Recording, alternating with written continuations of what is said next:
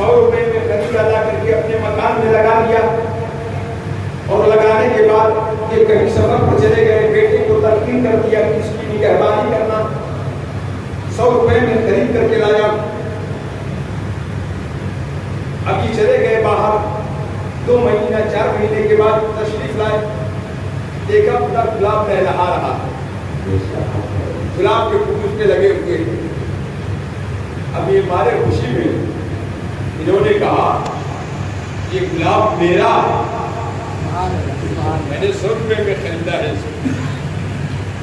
اس کے اوپر پھول بھی آ گیا ہے، اس گلاب پر میرا بڑا احسان ہے، اگر میں خرید کر کے نہ لاتا تو آج بھی لہلاتا نہیں۔ جیسے ہی انہوں نے یہ جملہ کہا کہ گلاب پر میرا احسان ہے، زمین چیخ پڑی، حافظ صاحب یہ آپ نے کیسے کہہ دیا کہ گلاب پر میرا احسان ہے؟ کیا گلاب پر میرا احسان نہیں ہے؟ ارے آپ کو 100 روپے میں خرید کر لائے تھے، لیکن اس کو میری چھاتی پر آپ نے لگایا تھا، اپنے چھاتی پر میں نے اس کو گاڑ کر اس کو پروان چڑھایا ہے، اس لیے اس کے اوپر میرا بھی احسان ہے۔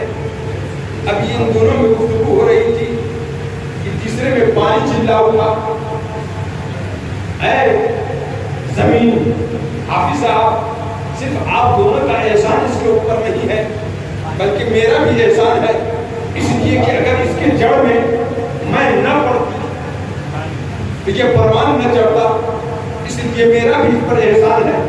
ابھی تینوں میں گفتگو ہو رہی تھی کہ ہوا چل پڑی، تینوں کا احسان تو ضرور ہے لیکن مجھے کیوں بھول رہے ہو؟ اگر میں اسے آکسیجن فراہم نہ کرتی تو یہ پروان نہ چڑھتا، اس لیے اس پر بھی میرا احسان ہے۔ تبھی سورج چلا اٹھا کہ تم چاروں کا احسان تو ضرور ہے لیکن اس کے ساتھ ساتھ میرا بھی احسان ہے، اگر میری کرن اس کے اوپر نہ پڑتی تو اس کی نشو و نما نہ ہو پاتی، یہ پروان نہ چڑھ پاتا، اس لیے میرا بھی احسان ہے۔ اتنے میں شبنم چلا اٹھی کہ سنو سنو، رات میں بھی اس کو سیچتی رہی ہوں اپنے وصال کے مطابق، اس لیے میرا بھی اس کے اوپر احسان ہے۔ رفتے کی پتا چلا کہ اس گلاب کے پودے سے پہلے جو چیزیں ہیں اس کے پروان چڑھنے میں ان تمام چیزوں کا احسان ہے۔ حافظ صاحب کا بھی احسان، زمین کا بھی احسان، ہوا کا بھی احسان، سورج کا بھی احسان، پانی کا بھی احسان، شبنم کا بھی احسان، اس لیے کہ یہ تمام چیزیں اس گلاب کے پودے سے پہلے کی ہیں، اس لیے ان کا احسان ان کے اوپر۔ اب وہ بیچارہ گلاب لہلہا رہا ہے لیکن اتنے لوگوں کے احسان کے نیچے دبا ہوا ہے نا، اتنے لوگوں کے احسان کے نیچے دبا ہوا ہے۔ رب کو یہ گھبرانا تھا، اگر میرے مصطفیٰ کے نور کو سورج کے بعد پیدا کرتا تو سورج یہ کہہ سکتا تھا کہ نور مصطفیٰ پر میرا احسان ہے۔ اگر رب زمین کے پیدا ہونے کے بعد میرے مصطفیٰ کے نور کو پیدا کرتا تو زمین کہہ سکتی تھی کہ مصطفیٰ پر میرا احسان ہے۔ اگر رب میرے مصطفیٰ کے نور کو آسمان کو پیدا کرنے کے بعد پیدا کرتا تو آسمان کہہ سکتا تھا کہ مصطفیٰ پر میرا احسان ہے۔ رب کو یہ گھبرانا نہ ہوا، لوح و کرسی، شجر و حجر، برق و صبر، تمام چیزوں کو بعد میں پیدا فرمایا اور یہ ذہن دے دیا کہ اے میری مخلوق، کبھی یہ گمان مت کرنا کہ تمہارا احسان میرے مصطفیٰ پر ہے، بلکہ ان تمام چیزوں سے پہلے میں نے اپنے مصطفیٰ کو پیدا کیا ہے اور مصطفیٰ کے نور سے تم کو بنایا ہے تاکہ میرے مصطفیٰ کا احسان قیامت تک تمہارے اوپر رہے۔ اس کے احسان کی شدت یہ آسمان ہے نا، یہ میرے نبی کے نور سے بنا ہے، یہ زمین ہے، یہ صرف نبی کی امتی نہیں ہے، پوری کائنات میرے نبی کی امت ہے۔ امت کی 2 قسمیں ہیں، امت دعوت اور امت اجابت۔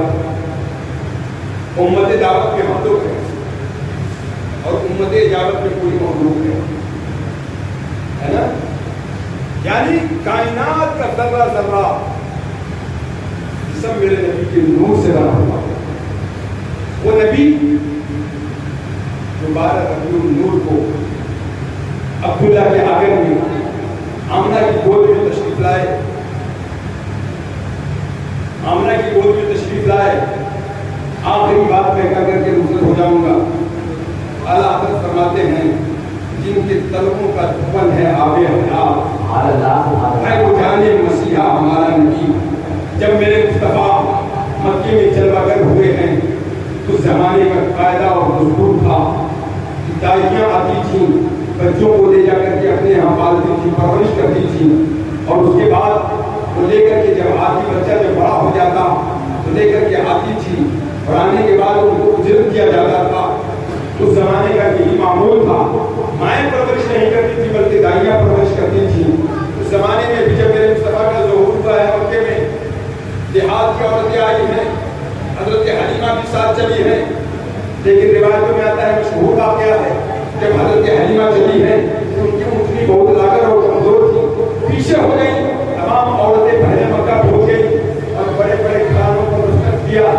ساری عورتوں کی سوچ یہ ہوتی تھی کہ اگر بڑے گھر کا بچہ لے جاؤں گی تو زیادہ پیسہ ملے گا، موٹا رقم ملے گا۔ تمام عورتوں نے بڑے بڑے گھرانوں کو چن لیا، تمام بچوں کو لے لیا۔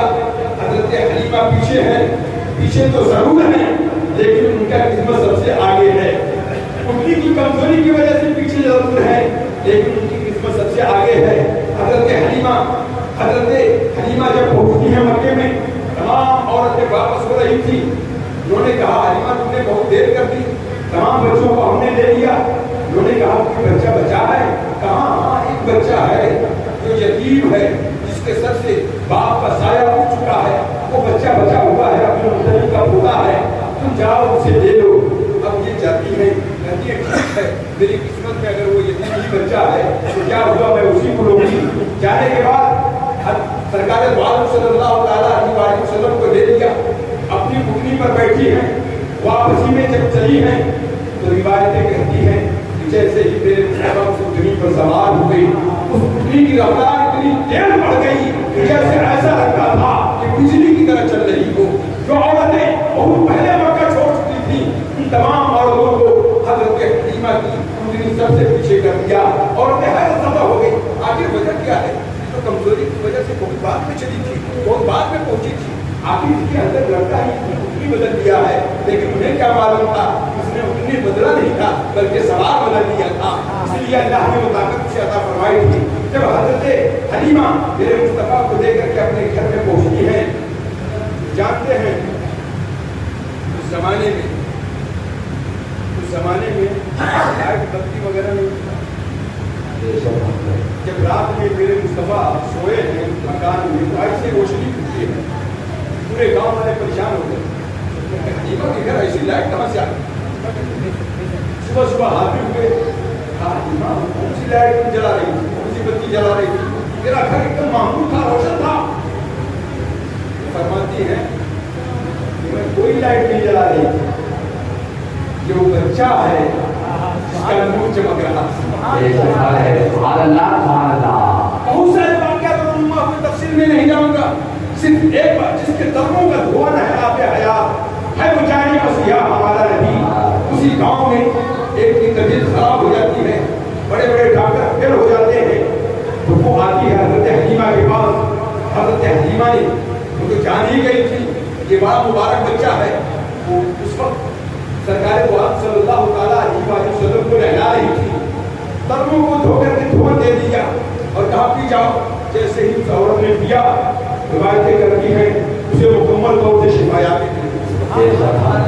اب عالم یہ ہوا جو بھی بیمار ہوتا تو کسی ڈاکٹر کے پاس نہ جاتا، کسی طبیب کے پاس نہ جاتا، کسی حکیم کے پاس نہ جاتا، سیدھے حضرت حلیمہ کے پاس آتا، کہتا اپنے بیٹے کا پاؤں کا دھون دے دو تاکہ مجھے شفا مل جائے۔ اب اتنی بھیڑ ہونے لگی کہ لوگ چوک در چوک حاضر ہونے لگے، صبح سے شام تک بھیڑ لگی ہوئی ہے۔ حلیمہ حضرت حلیمہ پریشان ہو گئی، اتنا پاؤں دھو کر کے دے، کس کو دے؟ تو کیا کیا، شام میں ایک حوض کھدوایا اور حوض کھدوا کر کے اس میں پانی بھروایا اور پانی بھروا کر کے میرے مصطفیٰ کے پاؤں کو دھو کر کے اس میں ڈال دیا اور ڈالنے کے بعد حکم دیا ہے مریضوں اس میں سے پانی لے جاؤ، اللہ تمہیں شفا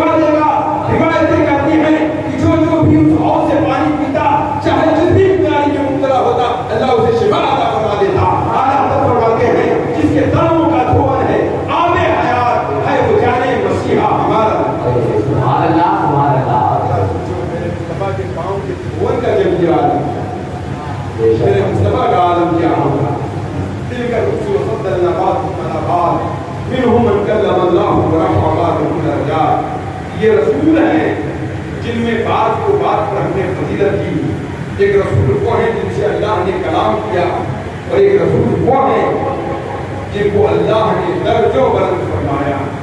درجہ بلند فرمایا وہ کوئی اور نہیں بلکہ ہمارے اور آپ کے پیارے آقا پیارے مصطفیٰ صلی اللہ علیہ وسلم ہیں، جو امام الانبیاء ہیں، سید الانبیاء ہیں، سارے کائنات کے مالک و مختار ہیں. دعا ہے کہ اللہ رب العزت ہمارے کہنے سننے کو قبول فرمائے، اور آقا کی جو ولادت اور جو شان بیان کی گئی ہے اسے مولا کریم اپنی بارگاہ میں قبولیت کا شرف عطا فرمائے. اور